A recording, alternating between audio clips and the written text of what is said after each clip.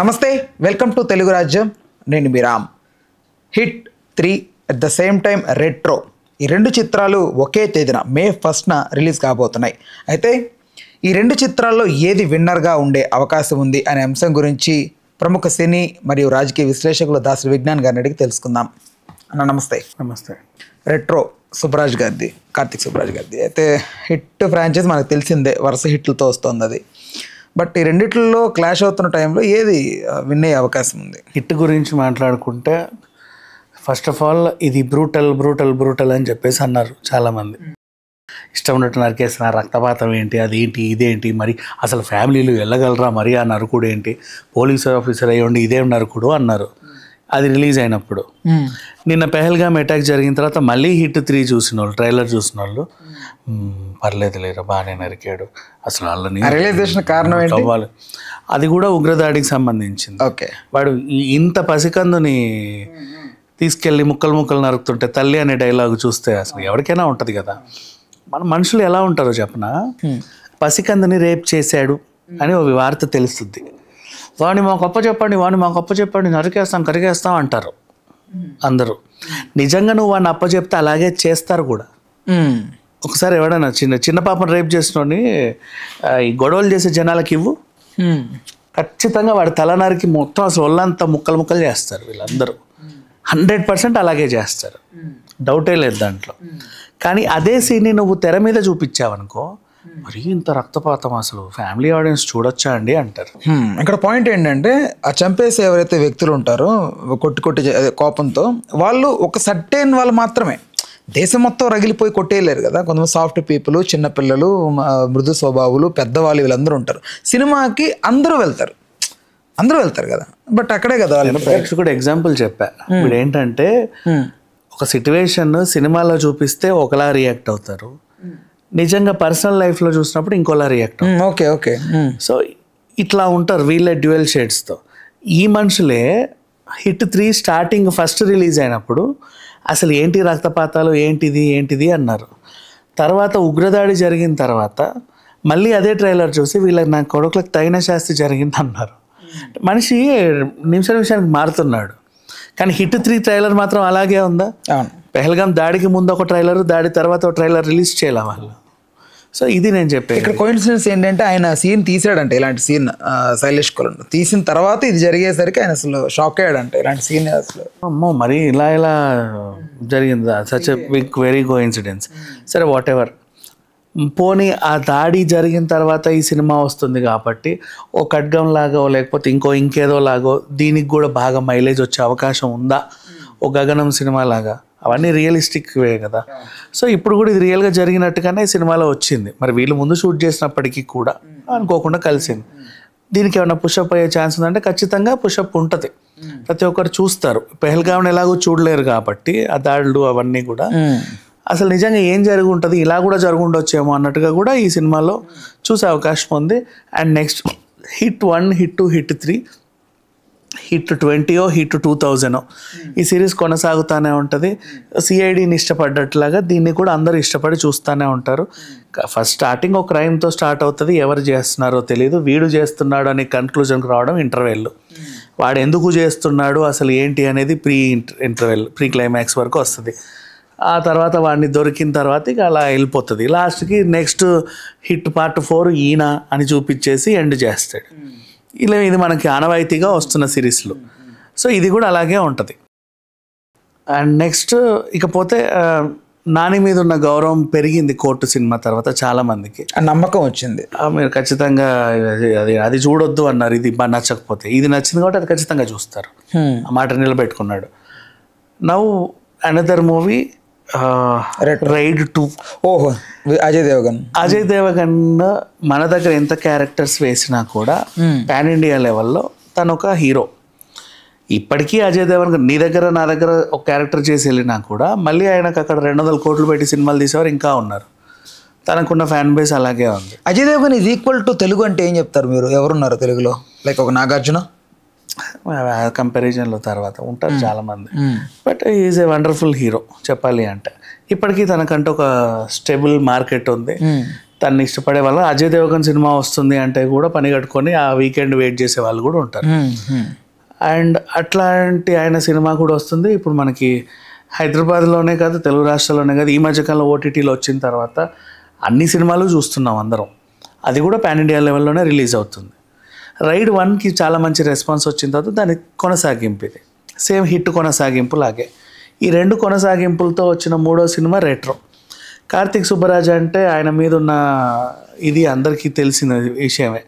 ఇప్పుడు తను కథ అందిస్తేనే ఆ సినిమా అబ్బా ఎలా ఉంది అలా ఉంది అంటారు. బట్ గేమ్ చేంజర్ పోయిందిగా. ఆయన కథ బాగానే ఇచ్చాడమ్మా, తీసిన వాళ్ళు సరిగ్గా తీయాలి కదా. ఆయన ఇచ్చిన కథ మంచి కథ యాక్చువల్గా చెప్పాలంటే. అప్పట్లో అదేంటి నెల్సన్, ఆయన పేరు మర్చిపోయాను, టిఎన్ శేషన్ గారి స్టోరీ ఆధారంగా తను కథ రాస్తే దాన్ని తీసుకెళ్ళి చిత్రవద చేశారు. బట్ తన కథ తీసుంటే యాజ్ ఇట్ ఈస్ తీసుంటే గేమ్ చేంజర్ ఈజ్ నౌ ఒక మంచి పెద్ద హిట్ లాగా మాట్లాడుకునే వాళ్ళం. బ్రేక్ ఈవెన్ అది అట్లీస్ట్. సో సుబ్బరాజుగా డైరెక్ట్గా సినిమా తీస్తున్నాడు. అండ్ నౌ రెట్రో బ్యాక్డ్రాప్లో వచ్చే సినిమాలన్నిటి మీద కూడా ప్రేక్షకులకు ఒక విపరీతమైన ఆసక్తి ఉంటుంది.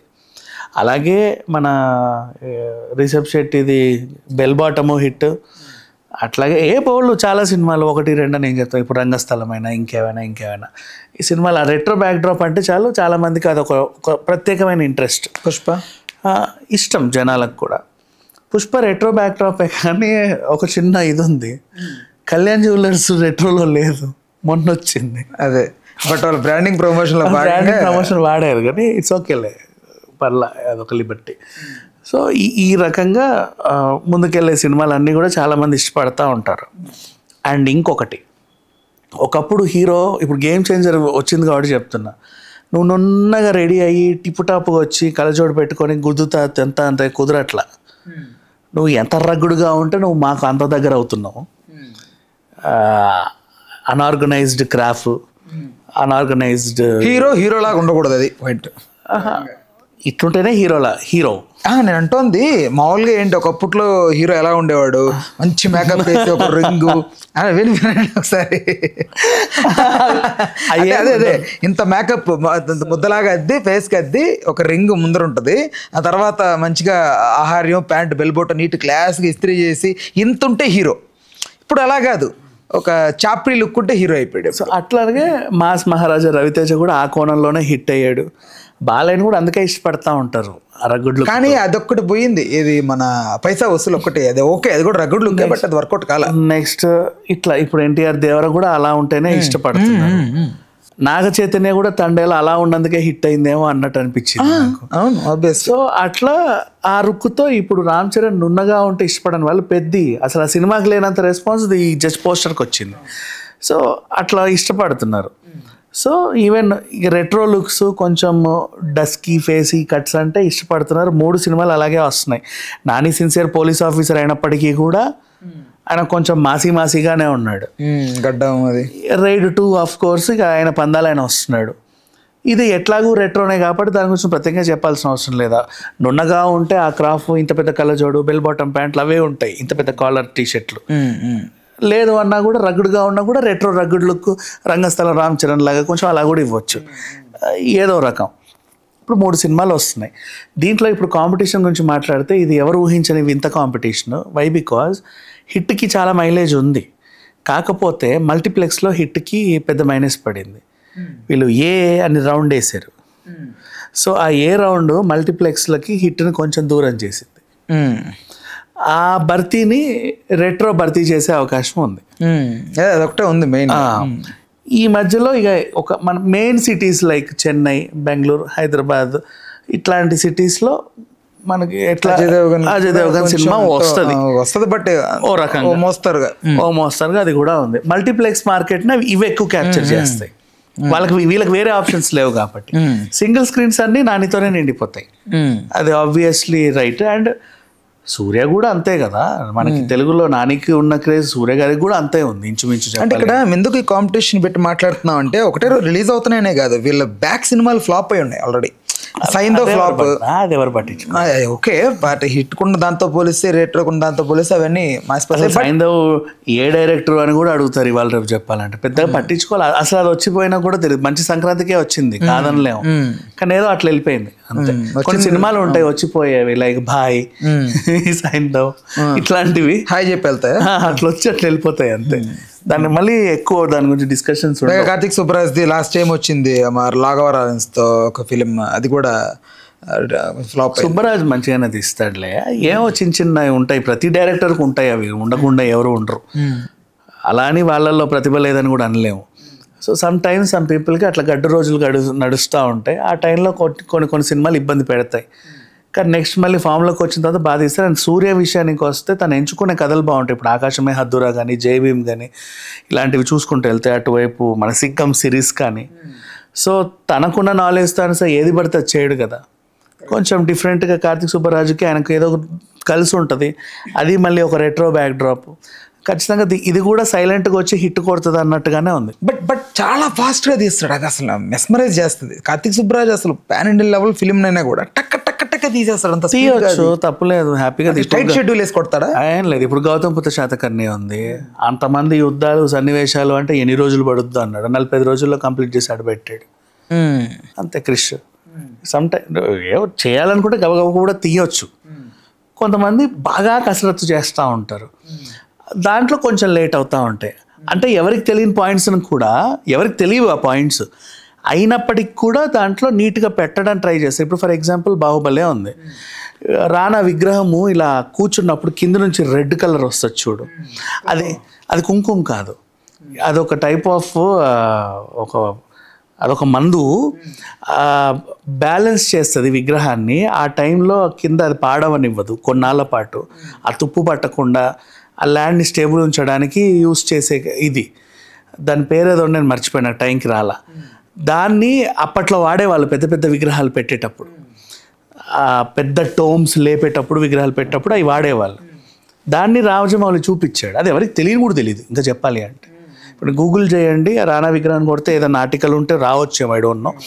బట్ అట్లా ఉంటుంది. అట్లా పాయింట్ చూసుకునే వాళ్ళు కొంతమంది ఉంటారా. అదే చెప్తున్నా, ఆ వర్కే బలగం సినిమాకి అవార్డు తెచ్చిపెట్టింది. బలగం కెమెరామెన్ మామూలు విషయం కాదు. ఎవరు అబ్బాయి మేఘాలయలో అవార్డు తెచ్చుకున్న, అతని పేరేదో మర్చిపోయా. అంతకుముందు మేఘాలయ సినిమా వాడు తీశాడు. ఆ సినిమా ఎక్కడికి షాంఘై ఫిలిం ఫెస్టివల్కి వెళ్ళి అవార్డు తీసుకొచ్చింది ఆయనకి. ఎందుకు తీసాడో కూడా తెలియదు. బలగం సినిమా మీరు వేణునే చూస్తున్నారు, కానీ యాక్చువల్గా దానికి అవార్డులను తెచ్చిపెట్టింది ఆ కెమెరామెన్. మీరు అతను ఎవరో కొంచెం చూసుకోండి. అందుకు అవి అవార్డ్ ఓరియంటెడ్ మూవీస్కి సంథింగ్ ఎవరో ఒక టెక్నీషియన్ ఉంటారు, సంథింగ్ డీటెయిలింగ్ అనేది, వాళ్ళ వల్ల అవి బయటకు వస్తూ ఉంటాయి. అండ్ ఇంకా చాలా సినిమాలు ఉన్నాయి. ఇప్పుడు మనకు Ponniyin Selvan, whatever, not only Ponniyin, Maniratnam సినిమాలు అన్నింటిలో కూడా ప్రతి దాంట్లో ఒక డీటెయిలింగ్ ఉంటుంది పర్టికులర్. చాలామందికి తెలియని కూడా తెలియదు అది. కొంతమంది డైరెక్టర్స్ ఉన్నారు ఇవి బాగా పట్టించుకుంటారు, ఈచ్ అండ్ ఎవ్రీ ఎలిమెంట్ని పట్టించుకుంటారు. కొరటాల శివ ఉన్నాడు, ఏ క్యారెక్టర్నైనా నేను సినిమాలో పెట్టుకుంటే ప్రతి క్యారెక్టర్కి ఇంపార్టెన్స్ ఉండాలని చూసుకుంటుంది. ఊరికే ఇప్పుడు బ్రహ్మోత్సవం లాగా అంతమంది వచ్చి అలా వెళ్ళరు. శ్రావణ మాసం బ్రహ్మోత్సవం లాగా ప్రతి ఒక్కరు ఉంటారు, అసలు ఎందుకు ఉన్నారో తెలియదు. అలా ఉండవు. బోయపాటి సినిమాల్లో ఉంటారు ఎక్కువ శాతం, 100 మంది ఉంటారు, అందరు కళాఖండాలే. మళ్ళీ ఇంతమంది ఉన్నారా అనిపిస్తుంది. పోస్టర్ చూసి అబ్బా ఏవో తీస్తున్నారు, ఆ తర్వాత వాళ్ళు అసలు మాట్లాడుతుంటారు, మాట్లాడట్లేదు అనేది కూడా తెలియదు. సమ్ టైమ్స్ ఇలా ఉంటాయి. బట్ కొంతమంది బాగా డీటెయిలింగ్లో వెళ్తారు, కొంతమంది గబగబా తీస్తారు. ఇట్లాంటి వాళ్ళల్లో ఫాస్ట్గా తీసే డైరెక్టర్స్లో క్రిష్, ఈ కార్తిక్ సుబ్బరాజు, ఈవెన్ అట్లీ కూడా ఫాస్ట్గానే తీస్తాడు. కొంతమంది ఉంటారు బాగా డీటెయిలింగ్ని ఫాలో అయ్యే వాళ్ళు. ఇప్పుడు for example Trivikram the Bunny ఉంది కాంబినేషన్లో, ఆ సినిమా ఉంటుందా ఉండదా అన్నారు. దాని ఆన్సర్ ఏంటంటే యాక్చువల్గా మీకు నిన్న చైతుది ఒకటి రిలీజ్ అయింది, from the makers of Virupaksha అని చెప్పేసి ఒకటి. మేము బాగా రిహార్సల్స్ చేస్తున్నాం, పావులాగా ఒకటి రోడ్డు ఉంది. ఆ రిహార్సల్స్ ఏదైతే ఉందో నువ్వు అది చూసి అర్థమైపోతుంది కథ ముందు వాళ్ళు అంత వర్క్ చేస్తున్నారని. త్రివిక్రమ్ కూడా ఒక మైథలాజికల్ థ్రిల్లర్ అనుకున్నాడు అల్లు అర్జున్తోని. అది తీయడానికి అతనికి అంటే దాని వర్కే ఒక 1.5 year పడుతుంది. ఇంత గ్యాప్లో మనం ఎందుకు ఆడియన్స్కి దూరం అవ్వాలని అల్లు అర్జున్ అట్లీతో ఓ సినిమా పెట్టుకున్నాడు. త్రివిక్రమ్ కూడా ఈ వర్క్ చూసుకుంటూ కూడా నేనెందుకు జనాలకి 1.5 year దూరం అవ్వాలని అలాంటి ఒక చిన్న సినిమా తీయొచ్చుగా. అలా మన ఇతనితోనూ ఎవరు మన అమరన్ హీరో ఎవరు ఆ పిల్లోడు మర్చిపోయా, శివకార్తికేయన్తోనో వెంకటేష్తోనో చిన్న అలాంటి సినిమా తీద్దాం అనుకున్నాడు. దాన్ని చాలామంది వీళ్ళిద్దరికి కటీఫ్ అయిపోయింది ఇంకా గలవరు అన్నట్టుగా రాసుకున్నారు. సో సినిమాకి ముందు డీటెయిలింగ్కి కొంతమందికి చాలా టైంలు పడతాయి, అలా కొంతమంది సినిమాలు లేట్ అవుతాయి. నాకు అవసరమే లేదు, నేను స్క్రిప్ట్ పేపర్ కూడా చూడకుండా లొకేషన్కి వెళ్ళి గబగబా తీసే వాళ్ళు ఉంటారు, లైక్ కృష్ణవంశీ లాగా. కృష్ణవంశీకి స్క్రిప్ట్ పేపర్ కూడా ఉండదు, డైరెక్ట్ లొకేషన్కి రావడమే. ఈరోజు ఏంటి సీన్ అంటే సార్ సీన్ ఇది, వాళ్ళు అలా అల్లుకుపోతారు అంతే. అట్లా కొంతమంది ఉంటారు. సో నేను ఇంకా చెప్పాలంటే డీటెయిలింగ్ గురించి బాచియా ఆహా ఆర్ బాచి ఏదో సినిమా ఆహా అనుకుంటా, ఎవరు మన జగపత్ బాబుది. ఆ సినిమాలో 13 నిమిషాలు ఒకటే షాట్ ఉంటుంది, జస్ట్ కెమెరా మూవ్ అవుతూ ఉంటుంది, కట్ ఉండదు, ఫ్యామిలీ సన్నివేశం. అసలు అంత అవసరం లేదు, బట్ వాళ్ళు ఎందుకు అలా చేశారో కూడా తెలియదు. అదొక వింత. కొన్ని సినిమాలలో కొన్ని కళాఖండాలు ఇలా ఉంటాయి, అది ఒక్క చిన్న బ్రేక్ వచ్చినా మళ్ళీ అదంతా మళ్ళీ తీయలేరు వాళ్ళు, కానీ వాళ్ళకి అదే కావాలంటారు. They can cut but they won't do. Right. Some people ఉంటారు. సో అందుకని కొంతమంది సినిమాలు ల్యాగ్ ఉంటాయి, కొంతమంది సినిమాలు గబగబా తీసేస్తారు వెంట. రైట్, ఓకే అన్న, thanks for information. Hello, Telugu రాజ్యం ఛానల్ చూస్తున్నారా? సామాజిక రాజకీయ జీవన చిత్రణే తెలుగు రాజ్యం. అతిశయోక్తులు అసత్యాలు ఉండవు. రాజకీయ కోణం కాదు, ప్రజా కోణమే కొలబద్ద. తెలుగు రాజ్యం వీక్షణ మీ ఉత్తమ అభిరుచికి నిదర్శనం.